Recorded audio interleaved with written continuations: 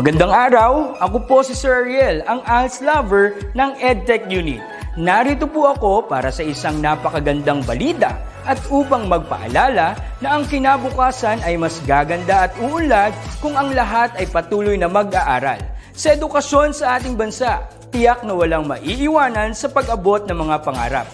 Kaya naman ang Department of Education ICT's Educational Technology Unit at Alternative Learning System Task Force ay nagtutulungan sa pagkakaroon ng ALS Tech Empowerment Program upang maihatid ang excellent quality education sa ating mga ALS learner and teachers.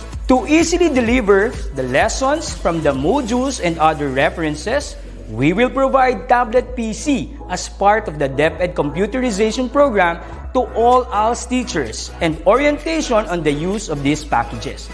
To deepen the pedagogical use of information and communications and technology in delivering instructions, there are training workshops on the use and curation of open educational resources or OER, Google and Microsoft productivity tools, creation of video lessons using PowerPoint presentations and KineMaster, and on ebook or e-magazine development. To create an avenue for remedial lessons that is open to all learners, teachers, and parents, we will have the ETUlay free online tutorial and mobile ETUlay, where we will visit remote schools to feature the best practices of our ALS teachers and learners. Sa mga out-of-school youth and adult, laging tatandaan na may pag-asa upang makapagpatuloy sa pag-aaral. May ALS para sa inyo. Ang edukasyon ay para sa lahat. Para sa bata, para sa bayan, para sa guro. Sulong Edukalidad.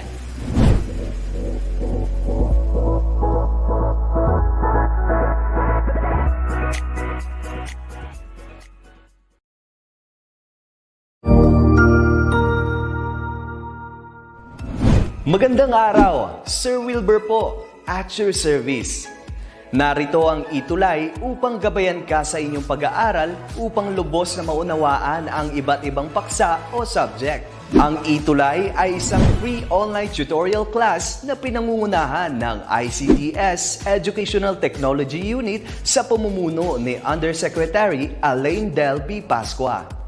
Ang programang ito ay hindi lamang para sa mga bata, kundi ito rin ay magsisilbing gabay sa mga magulang at mga guro kung paano nila ituturo o gagabayan sa bawat asignatura ang kanilang mga anak o mga estudyante. Sa kasalukuyan, ang self-learning module mula sa rehiyon ng Calabarzon at kilala sa tawag na pivot ang ginagamit sa ating ETUlay online class. Kaya ano pang hinihintay ninyo? Ihanda na ang inyong mga ballpen o lapis, papel o kwaderno at samahan kaming itulay ang pagkatuto para sa bawat batang Pilipino. Sama-sama tayong magtutulungan para malampasan ang mga hamon sa panahong ito. Halina't matuto kasama ang inyong online tutor sa oras na ito.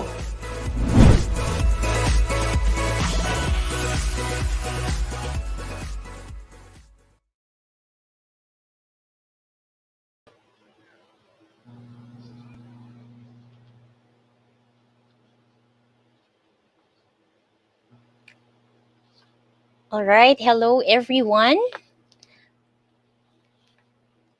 Okay, welcome to our ETUlay online tutorial for Health Optimizing Physical Education 4. We are now in week 2, and let me greet everyone a blessed and a wonderful morning. So good morning po sa lahat ng ating mga viewers nationwide. Good morning po sa ating mga parents, sa mga kapwa ko guro, and most especially sa ating mga learners. I am Tutor Shen, and I'm going to be your tutor every Tuesday from 11 o'clock to 12 o'clock noon. And today, I will guide you to understand more the lesson and activities for this week. Okay, so let us have a quick shout out sa ating mga viewers. All right. So good morning kay Santiago Guansing Maricel, okay? And we also have there Jeannie Amar Pecauco. Good morning po. All right, and Mocha May Falan. Okay, watching from DepEd tayo, Labangal Elementary School. Okay. Good morning din sa'yo, Geraldine Dumape, Canadalia Anggao. Kay Melanie Banyes. Good morning po. Okay, so okay, we have there Mi Guzman. All right, from watching from Antipolo. We also have Cecil Rebato. She's watching from Alabang. So magandang umaga po sa inyong lahat. Okay. Again, sa ating mga learners and mga parents, okay, tayo ay magsisimula na rin po. But before we start, let's have a quick warm up with some breathing exercise, even though I couldn't see you po. Okay, so I hope you bear with me wherever you are. You do some breathing exercises and also the movements that I will tell you later on. Okay po, so are you guys ready? Let's have some warm up. So let's warm up our body, okay? So let's start with some deep inhale and exhale. Okay, everyone, take a deep breath, inhale. And then exhale slowly. Inhale. Exhale. Okay, last one, inhale. Exhale. All right, very good. So I hope you were able to have that breathing exercise, no? And let's shake our hands po. Galaw-galaw tayo. So para mas dumaloy ang ating dugo. Okay, in preparation, we have to prepare our mind. So everybody shake your hands. Everyone shake. Okay, and can you please intertwine your hands up and then stretch? Okay, so I hope you can feel the stretch. All right. And then you can move to your right and then stretch. And to your left. Okay, once again, shake your hands. Okay, all right. Well, actually, this is Health Optimizing Physical Education 4 kasi tinatanong po ni Angelo Manansala. Actually, this is a subject in senior high school, particularly for grade 12 po. Okay, so this is for grade 12, Health Optimizing Physical Education 4 po. Okay, sa ating mga viewers, this is for senior high school students po particularly. But if you want to learn somehow with the lesson, you are welcome po to watch this ETUlay online tutorial for Hope 4. Okay? So magandang umaga po sa lahat. Batiin ko lang po si Elbert Torres Liquigan, watching from Cagayan Valley, okay, from Rebecca National High School. And we also have Enigeline Cervantes Perez. Good morning po. Okay, watching from Division of Mandaluyong. Okay, so I hope guys you are ready. Okay, and let's start. So at this moment, we are about to start our lesson for week 2. So are you guys ready? Pwede bang may thumbs up po dyan sa inyong chat box? So I would know that you are definitely ready po. Okay? All right. Can I have a thumbs up with you guys? All right. Thank you. Salamat po. And let's start now. Okay.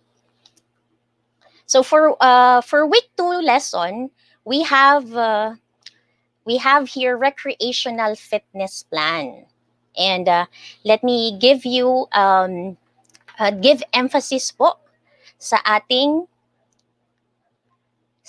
most essential learning competency. Okay, so ang ating competency for today is to set fit goals based on training principles to achieve and or maintain HRF which is also known as health-related fitness.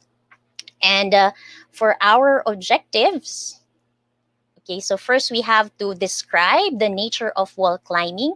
So we are going to focus a certain recreational activity. Aside from that, we are going to explain the principles of physical activity and what we know as the FITT principles.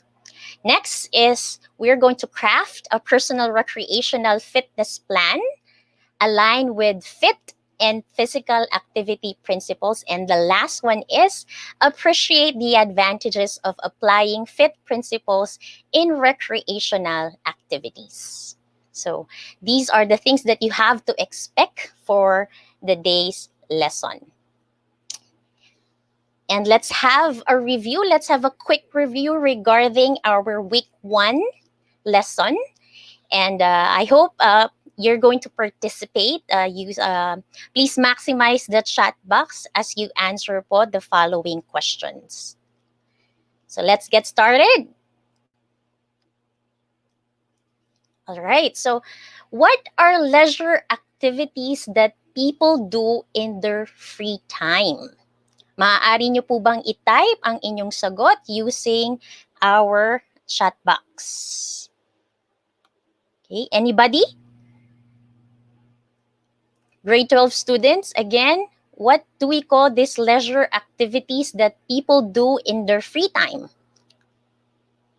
Okay, so sabi ni Bernie, gaming, but this could be one example of this particular terminology. Okay, this is one example, gaming, Bernie. But then on, I want a definite, okay, terminology, a word that is usually known as leisure activities that we do during your free time. Anybody else who would want to answer? Could you still remember? Okay. Yeah, this would include your hobbies, Raquel. All right. What else po? Ano kaya yung tinatawag nating leisure activities that we usually do sa pag tayo ay may free time? All right. Okay. Well, definitely ang answer po natin ay recreational activities. Okay? Yung mga nabibigay nyo rin pong examples, all right?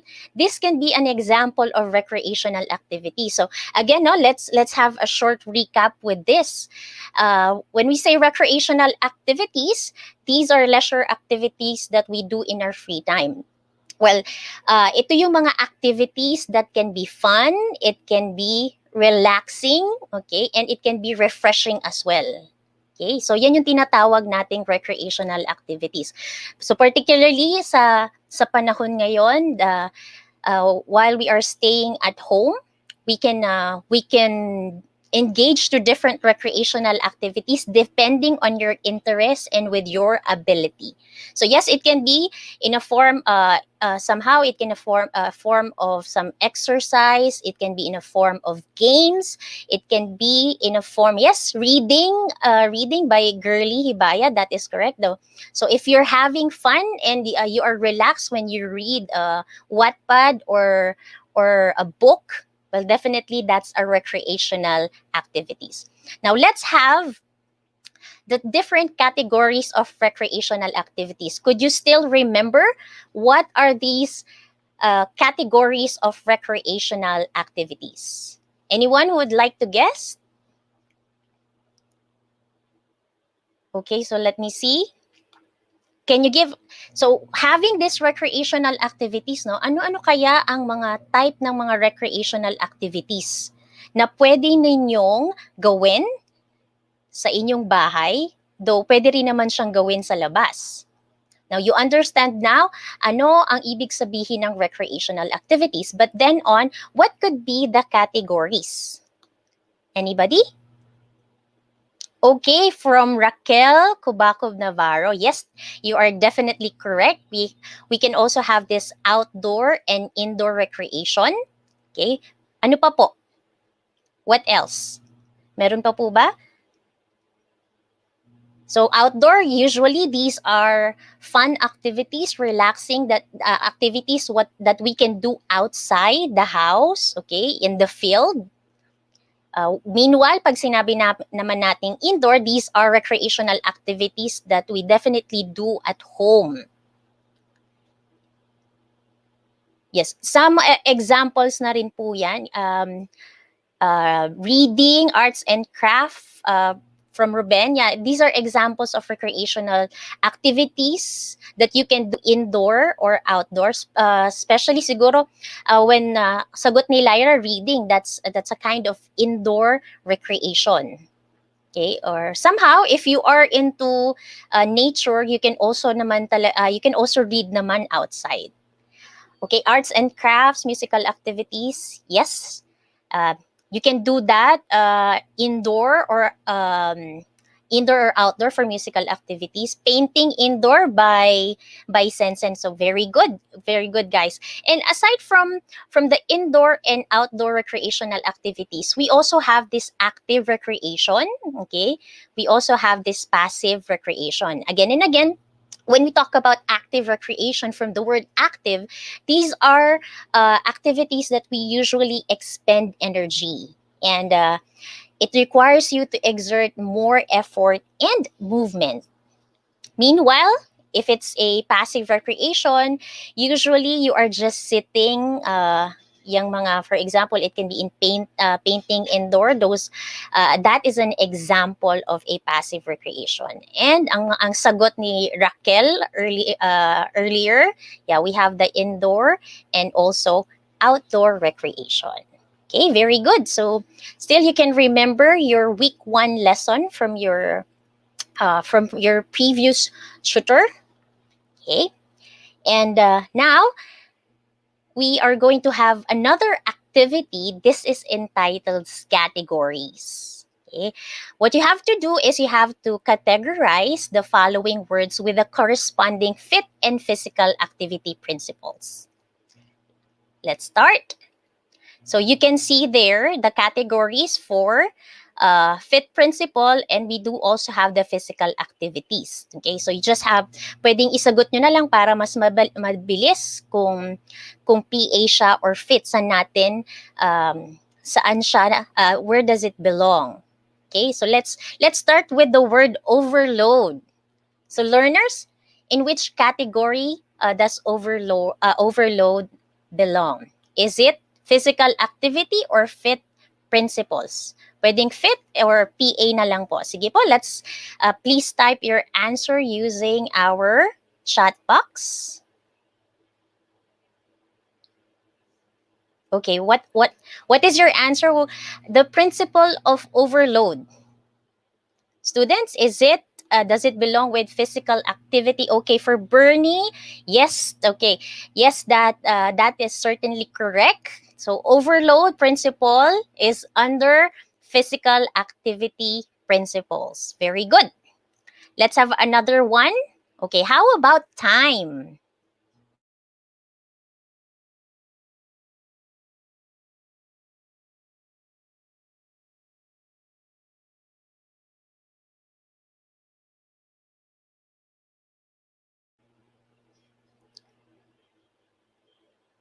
How about time? Does it belong to physical activity principle or FITT principle? Okay, yes. All right. Talking about the word T, yes, from Ruben Reyes Mandapat, yes, the answer is time. Good job. As well as to Raquel, no? FITT principle. Let's have another one. Okay, progression. Yeah. How about for progression?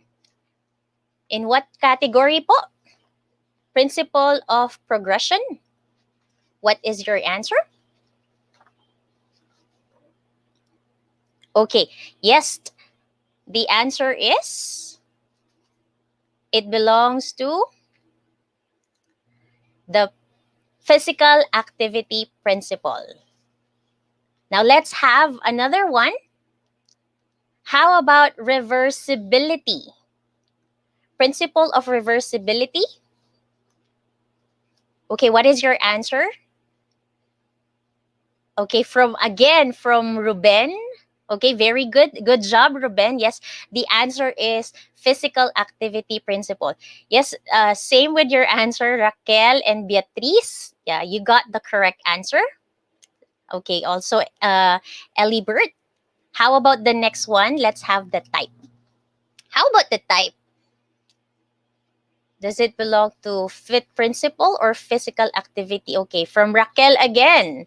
Okay, yes, that is certainly correct. We have their FITT. Same thing with Beatrice. Okay, and Elibert. Yeah, Beatrice and Raquel got the correct answer. Now we have, that's principle of reversibility. Let's have another one.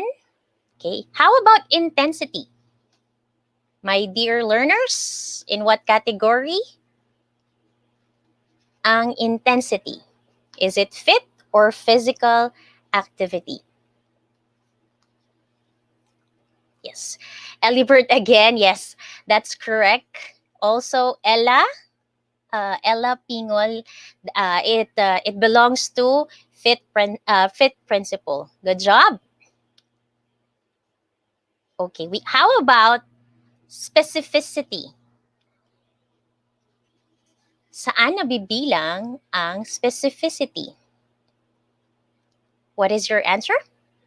Physical activity or FITT? Okay. So when we have specificity, okay, actually, yes, Raquel again, yes, tama po si Raquel, no? Hindi po siya sa FITT principle po sa physical activity principle. Okay, same with Marlene, very good. And also Ruben. And lastly, we have the frequency. Well, definitely, it's already under, okay, the FITT principle. So again, good job. Palakpakan niyo po ang inyong mga sarili, especially po sa mga nag-participate and lalong-lalo na sa mga students na nakakuha ng mga correct answers. Alright, and at this juncture po, we are going to finally start our lesson, okay, not only with the different principles of physical activity, but also one of the recreational activities that you can enjoy with. Okay, so let's get started na po. We will begin with wall climbing. Alright, meron na po bang naka-experience before ng pandemic ng wall climbing? Anybody? Can you just type thumbs up if you were able to experience wall climbing or even or rock climbing? Could be, pwede na rin. Meron po ba sa ating mga dear viewers?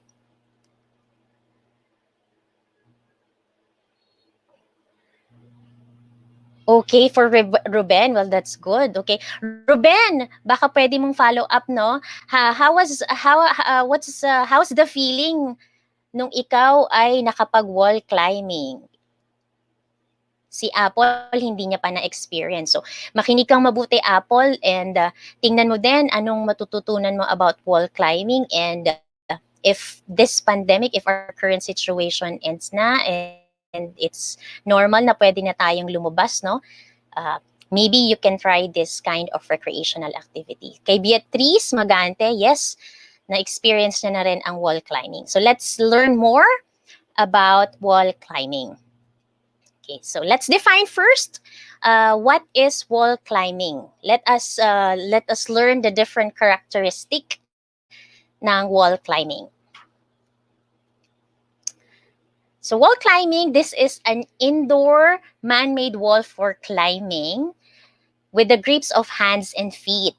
Well, it was originally built to enable climbers to continue to train climbing through the wet and winter months. So dyan siya talaga, kasi prior pa that, noon naman na pwede namang makalabas, meron namang tayong mga mountain o yung mga rocks, for example, that they can climb onto, or even trees, okay? But when it comes to wall climbing as an indoor man-made wall, this has started for some mountaineer or for some climbers who still want to continue to climb even though may snow or rainy days. Okay?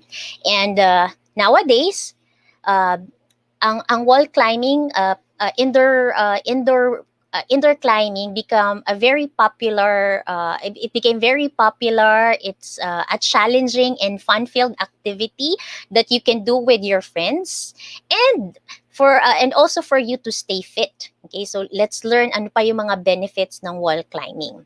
Well, additional, going back to the history of wall climbing, there are some evidences that evidence during the ancient and pre-modern cultures of climbing. They were some archaeologists discovered, particularly in Nepal, that there are series of burial caves that can be only reached by climbing. So yung mga vertical cliffs na napaka taas, may mga mataas, and usually you can just reach that particular place, no, through climbing. So that's one evidence that during the ancient times, climbing is already done.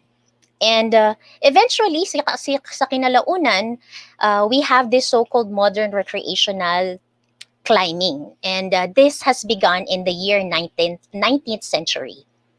And when we talk about the start of yung artificial climbing o yung mga indoor man-made wall climbing, okay, particularly in the Philippines, this has started and was built in the year 1993. This was pioneered by some members of the University of the Philippine Mountaineers, or yung UPM, when they made and bolted ng mga hand-made footholds, and also yung mga handfold sa surface ng kanilang 70 foot high library.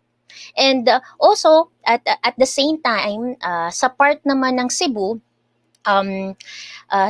some were able to build a wall out of plywood sheets. And then eventually yung indoor climbing facilities began to spread throughout the country. Now let's have here the equipment. So you can see here some examples, no? You can see here examples of some equipment. Like for example, we have there the rope. Okay, and mapapansin natin sa rope, usually this is consists of long twisted fibers, and ito yung nagko-connect sa climber at sa harness. Ang harness, ito yung harness na sinasabi natin. Ang harness, this is a system that usually connect yung rope na yan to the climber. We also have here isang helmet. Okay, this is a headgear, especially to protect ang skull ng isang climber if in case there would be falling debris. Pwedeng yung mga climbing hold na tinatawag natin, o baka rocks, or maaaring possible na gamit ng ibang umaakyat din. Okay, we have here the carabiners, connectors naman din yan. Meron din tayong mga climbing shoes. Okay, at ito naman yung mga tinatawag nating quick draw. So parang meron siyang dalawang carabiners na connected ng isang textile sling. So marami pa pong mga equipment na ginagamit. I just show you some examples po. Some climbers, they use yung meron din silang chalk, yung chalk bag with the chalk on it. Well, kumbaga parang pasmado ang iyong kamay, no, wherein they use this chalk to be able to hold on to the climbing holds. Okay, mas kakapit, okay, ang kanilang kamay sa mga climbing holds na tinatawag natin. And I'll just show you a picture ng tinatawag nating belaying device. So ito ay makikita nyo, no? Yung carabiner, belaying device, and we also have the rope. Okay? And ayan. So ito yung mga examples ng belaying device natin. Well, this for the intention to really control the rope, usually for assisted braking. So yan po yung equipment, some of the equipment that is used in wall climbing. Meron din po tayong tinatawag na climbing commands. Climbing commands, this is very important as a form of communication, okay, between the climber and the belayer. So ito yung mga climbing commands just to ensure yung safety ng climber before siya mag-climb, during and as well as during his climb. Now here are you can to understand, so meron tayong climber baka para mas maliwanagan tayo sa salitang belayer po, no? Ang belayer, ito ay isang terminology that is usually used sa mga member, okay, or an individual na nasa na behind the climber. So usually sila yung they keep the rope lock with the belaying device. So pinakita ko naman kanina ano yung belay device, yun yung mechanical piece that usually it holds or control the rope. Now, let me present you some examples. Ito na lang, no, mga mga examples ng climbing commands na ginagamit when they go wall climbing. So we have there the first one. Okay, we have the on belay. Okay. Now, ang on belay, usually ito po ay sinasabi ng isang climber. Meaning, ang climber, he indicates that he is prepared, okay, to climb, and he has to keep, kumbaga, itong sinasabi niya ng on belay para rin to confirm as well sa belayer, okay, or yung tinatanong partner niya if they are hooked into the belay system properly. And then as a response on that, ang sasabihin naman ng belayer ay belay on. Okay? So usually pag sinabi nating ng belayer ng belay on, okay? Bago niya sabihin to, he was able to check, okay, if yung halimbawa yung carabiner is nakalock in its particular place. And we have here the climbing.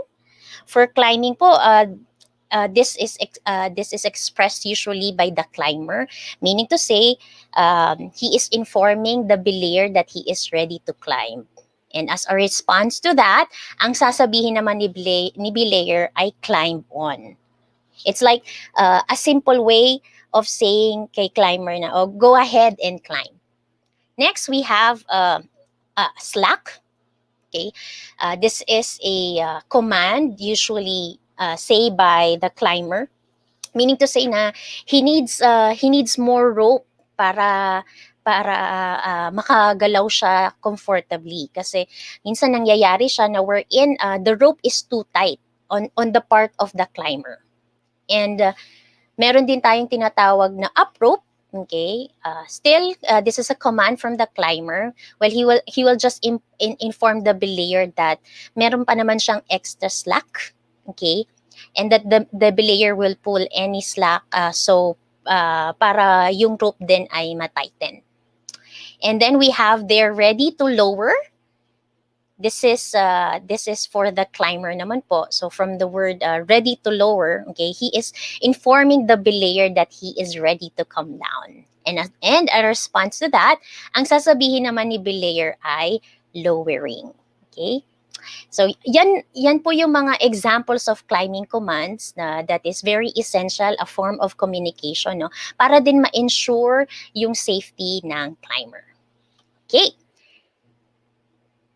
Now, moving on, let's have naman the different benefits of wall climbing. Ano kaya ang mga pwede nating makuha when we engage ourselves into wall climbing? Let's start with the physical benefits. Okay. Actually, ang wall climbing po is a total body workout. Okay. Later on, I will show you a short video of wall climbing. Okay. Para just to see, no, how it is being done, especially sa mga viewers natin na kanina sabi nila hindi pa nila na-experience ang wall climbing. So you can see there, sabi ko nga, it's a total body workout from your upper extremities and your lower extremities. It's you are using it. So these are the physical benefits. You can develop lean endurance muscles, you can strengthen core muscles. Core muscles, yung sa center natin, banda sa ating abdomen, no? It also improves cardiovascular system and also strengthen the hands. Kasi i-hold natin, i-grip natin yung mga climbing holds. So mapapansin natin na upper extremities and lower extremities are commonly used when you engage to this activity. And syempre, if yung sa mga movement na kung na-visualize nyo na po ang wall climbing, no, with this kind of movement as you climb, it can really make your muscles dense pa. Kumbaga hindi siya yung muscles mo ay hindi na napapalooban ng mga fats. Yun yung sinasabi nating lean muscles, okay? It's densely packed. And if you have a continuous training or climbing, well, definitely it will improve your muscular endurance and your cardiovascular endurance. And aside from that, yung climbing, no, sabi natin, hindi nga lang it could strengthen the hands, it can strengthen also your shoulders, your neck. Pwede rin yung upper back natin, yung lower back natin, sa lower extremities, yung mga thighs natin and calves, it could also strengthen. All right? And with that, no, it will make you stronger. Yung core muscles natin, mas stabilize siya to make it stronger.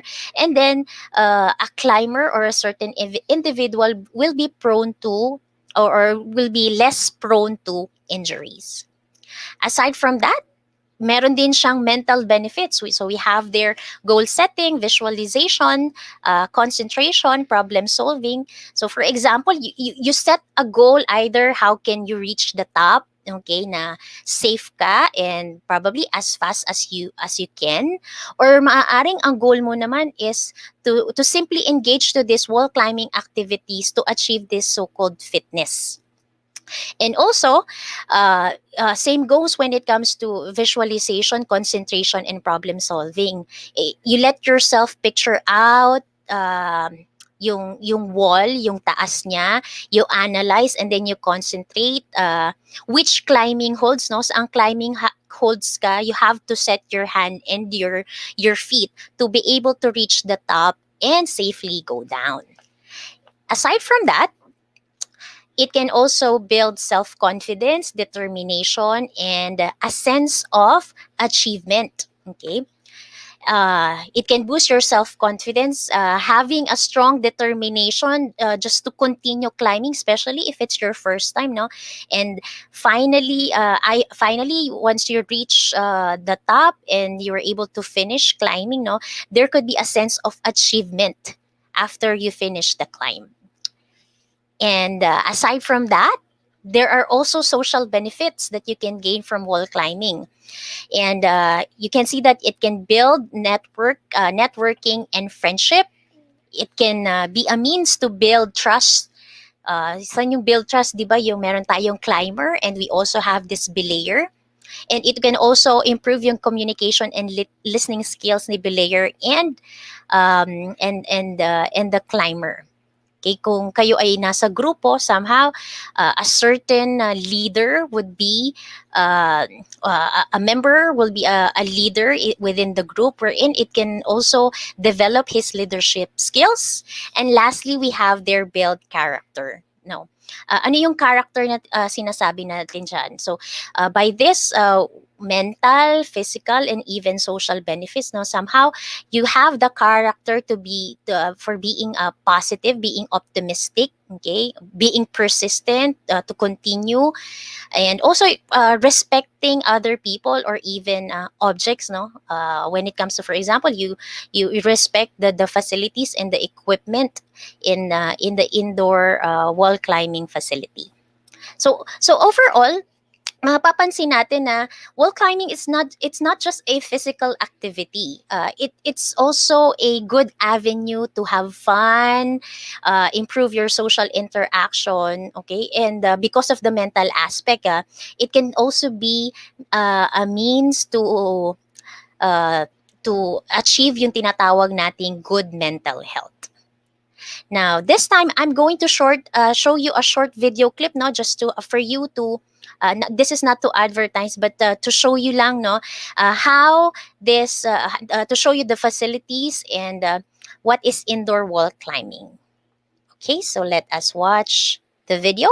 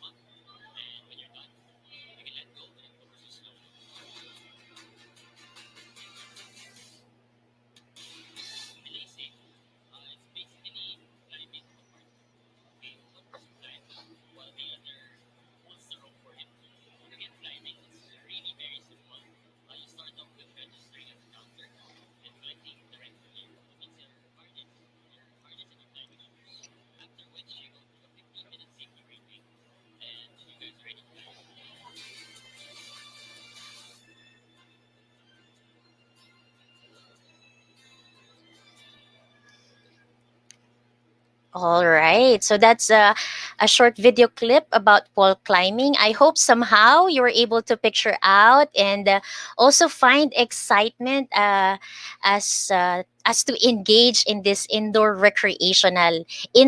and also active recreational activity. So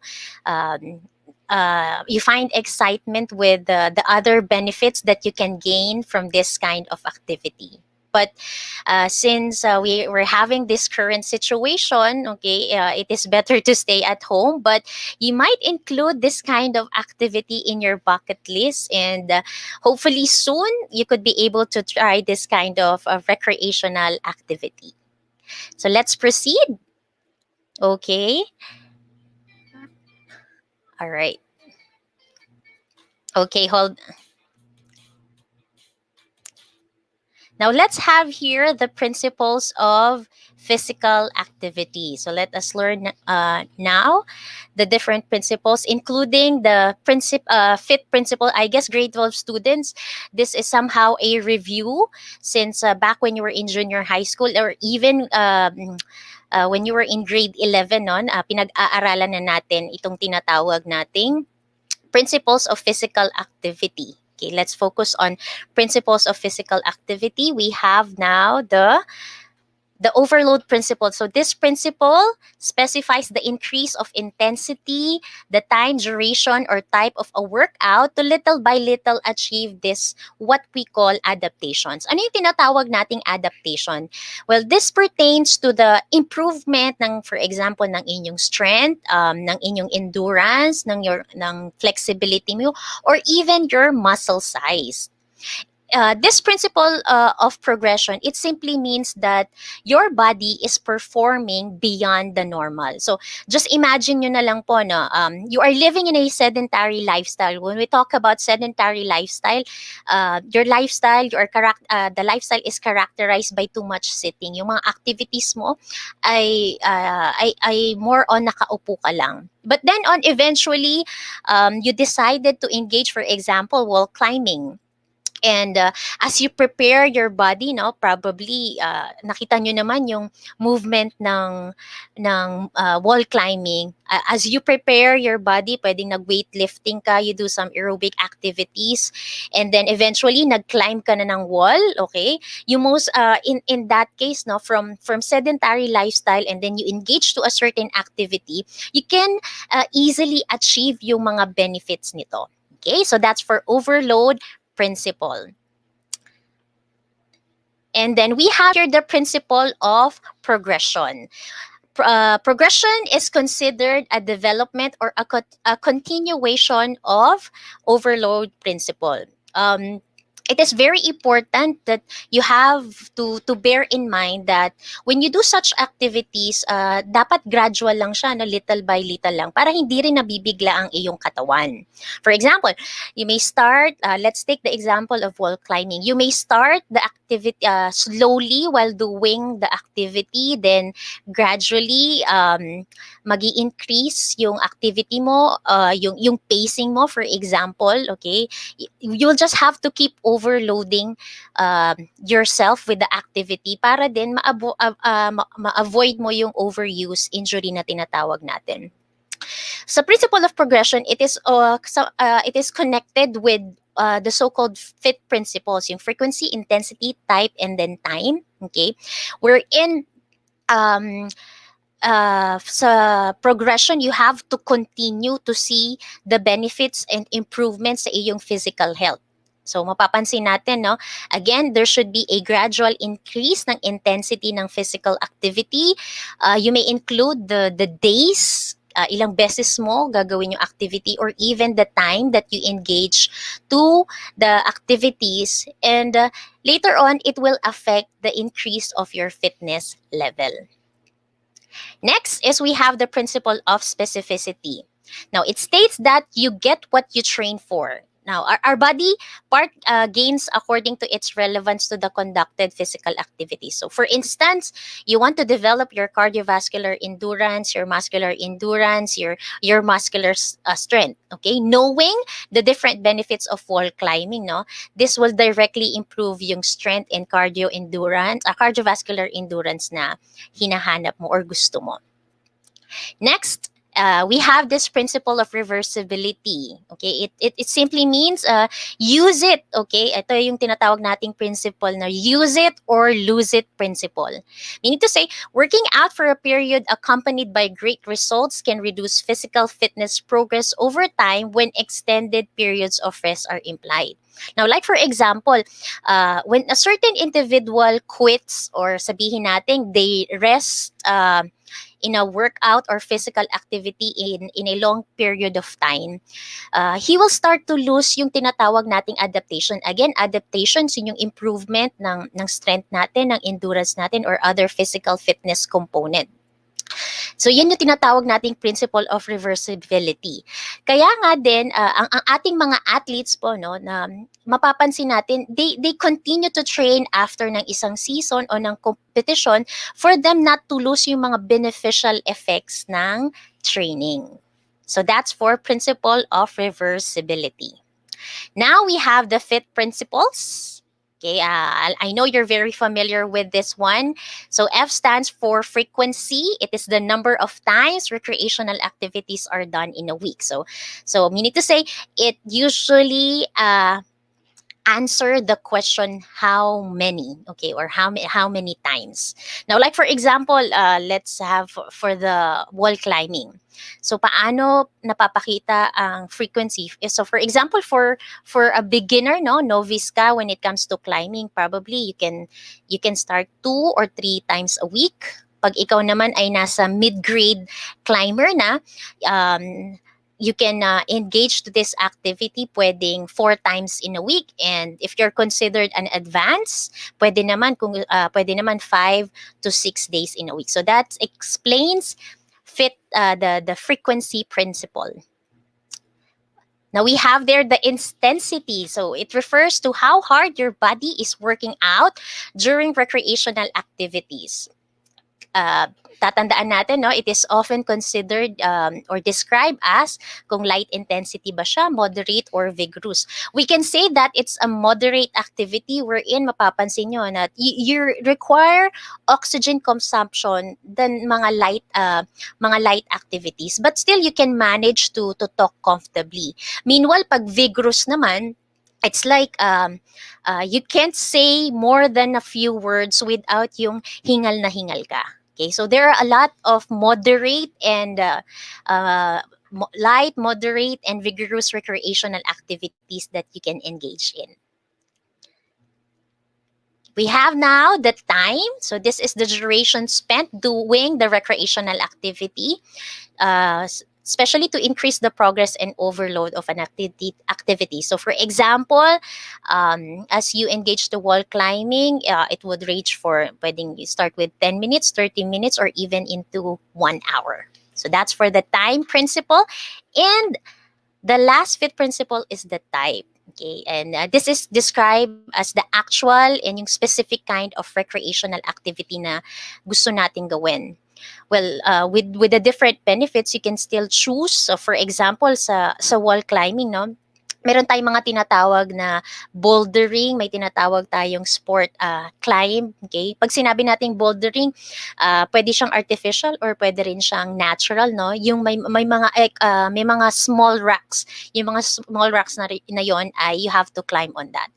Kapag sports climbing, definitely ang height ng lugar is usually high, and you need some safety equipment to ensure your safety. So again, understanding these FITT principles, okay, will help you create a workout plan that will be more effective, no, para ma-reach ang inyong fitness goals. So again, for FITT principles, we have there the frequency, intensity, time, and then type. And also, I want to add, no, may mga factors din kasi na nakakaapekto sa fitness natin. Though we wanted to engage ourselves, but somehow may mga limitations because of the different factors. We know that physical activities, it is very essential in the attainment of our fitness goals. Pero sabi nga natin, there would be factors that it would really influence yung fitness potential natin. So ano-ano kaya itong mga factors na to? So first, we have here the age, okay? And usually pag medyo bata-bata pa, no, we have stronger and stronger muscles and denser bones, but eventually kapag ang tao is tumatanda na, no, there would be it would also lead to decline and a natural loss of yung fitness na tinatawag natin, dahil ang bones natin, it may become brittle, yung mga muscles natin, it will be weakened. Okay, so that's the age factor. Meron naman is gender, no? Anatomically and physiologically speaking, okay, meron din talagang difference ang men and women, wherein it affects the fitness potential. Kasi ang men, they have a larger heart, may larger lungs and muscles and volume, no? But in that case po, that's why usually they are stronger than women. Meanwhile naman po sa women, this leads to better coordination and balance kasi mas fitter ang mga babae. And somehow there are instances na may physical activity, no, meron tayong mga kapatid na or kakilala, they are physically challenged, and some of their body parts, they cannot function very well, and this could lead to or this could affect their fitness level in certain fitness component. Next, we also have the recovery and then sleep. Now, yung tinatawag natin yan, yung mga poor sleeping habits, it would be very harmful yung sa tinatawag nating fitness adaptation. Kasi it is very important that we will take time to recover from a certain physical activity or exercise. Kasi pwede rin, eventually pwede siyang mag-lead into injury. And then we also have the stress. Okay, this could affect yung concentration mo, yung muscle performance mo, and somehow baka mas prefer mo lang na to lie down, magmukmok, wherein instead na mag-engage ka into active activities. So that's the effect of stress. And remember, long-term stress, okay, may lead to illnesses and illnesses and um, diseases. Next, we have there the lifestyle.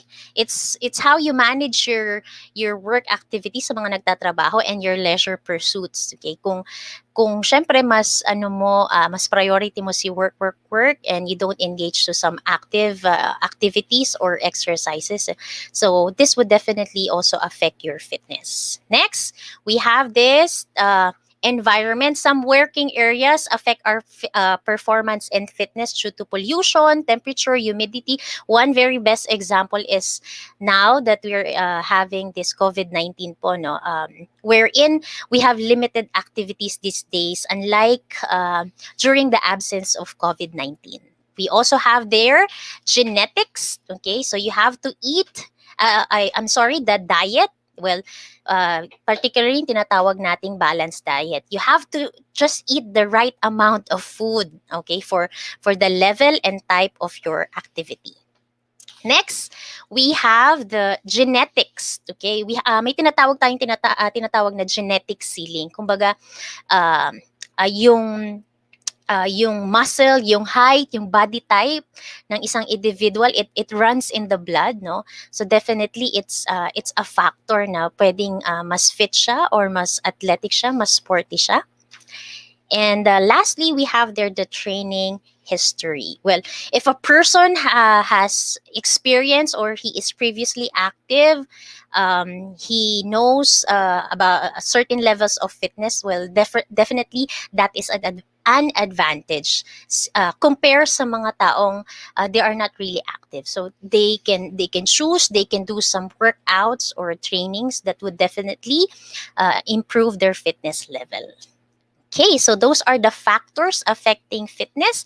And lastly, okay, for your performance task, okay, it's entitled Recreational Fitness Program. So you just have to make your fitness goal turn into reality. So here, you could plan and make your own recreational fitness program aligned with the FITT principles. Pwede rin siyang sa wall climbing or any activity where wall climbing they have the same fitness benefits ng wall climbing. So let me guide you here. So for example, sa warm up now, it's very essential that you do some warm up, no, to as you prepare yourself as well. Okay, so you can do such warm-up activities like fast pacing, walking, stretching, jog in place, and then arm swing. So these are just examples of warm-up. Well, it depends on your interest, anong feel mo. And then, for example, no, isang type ng recreational activity is the Zumba. All right? And you want to engage na nasa moderate lang siya. Okay? And then, for frequency, ilang beses mo gagawin? Pwedeng 3 times in a week. Okay, how about the duration? It can be 30 minutes. And what could be your expected result, okay, while having this kind of activity? So probably, yeah, certainly mapapansin mo there would be an increase in breathing rate and heart rate, lalo na kapag vigorous intensity ang gusto mo. And eventually, it will improve your cardiovascular endurance. Examples sa cool down, so we have some static stretching na pwede nyong gawin, all right? Para at least cool down is very essential, no? At least it will also gradually reduce your heart rate and you will begin yung process of recovery na tinatawag natin. So this is just one example. You can add other activities, recreational activities, whether active or passive. And kung meron naman kayong yard or may lugar, pwedeng going indoor, but definitely it's better to stay at home po. So these are just examples for you to answer this learning task. All right. So I hope you learn today. You learn today, learn somehow for today's lesson, okay? May I ask nga po sa ating mga viewers, kahit isang significant learning lang, ano po ang natutunan nyo for today? So, what could be also your realization regarding wall climbing? Pwede yung mga FITT principle and physical activity principles. Can you please type in sa ating chat box? Can you share po your significant learning for today's lesson for week 2? Anyone po sa ating mga learners?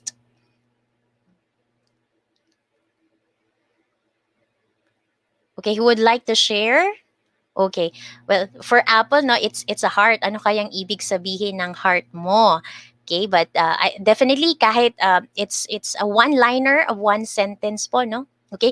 Or even what could be your emotions na rin? You can also share your emotion about today's lesson po. But I would gladly appreciate your significant learning for today. Anybody who would like to share?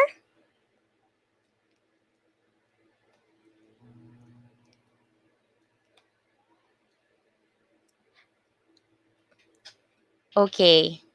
Yes, okay. So salamat po sa inyong participation as well po, no? Yeah, anyone? Significant learning for today's lesson? Let me check.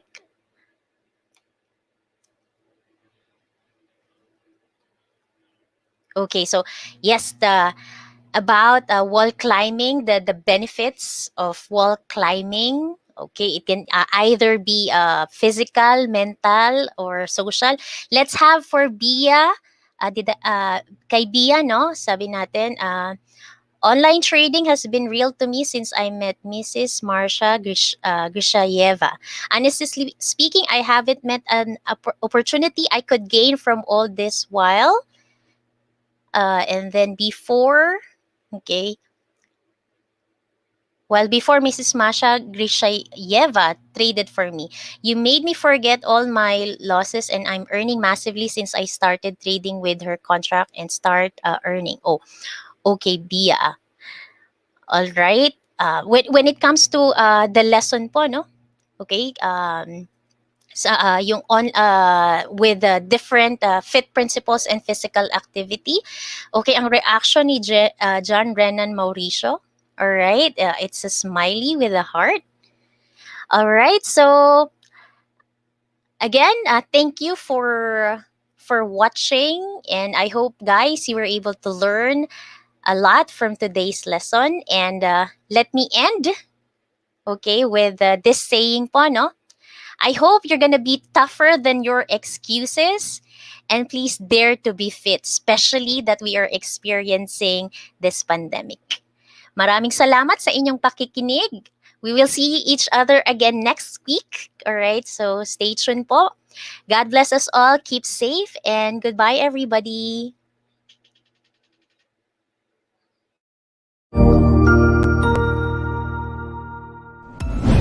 Sigurado ako na marami ka na namang natutuhan sa ating ETUlay tutorial session ngayong araw. Tandaan, ito ay hindi lamang para sa ating mga mag-aaral, kundi pati rin sa ating mga minamahal na guro at mga magulang na kaagapay natin para maituloy ang pagkatuto sa kabila ng nararanasang pandemya. Patuloy ding sumubaybay sa DepEd TV para sa mga araling ginawang video episodes. Mapapanood ito mula Lunes hanggang Sabado, alas 7 ng umaga hanggang alas 7 ng gabi sa inyong mga telebisyon. Abangan bukas mula 1:00 ng tanghali ang iba pang aralin sa ating ETUlay free online tutorial session sa Filipino. I-like and subscribe at manatiling nakasubaybay sa ating ETUlay tutorial session sa DepEd Edtech Unit FB page at Educational Technology Unit channel sa YouTube at sa DepEd Tayo at DepEd Philippines social media accounts. Paalam!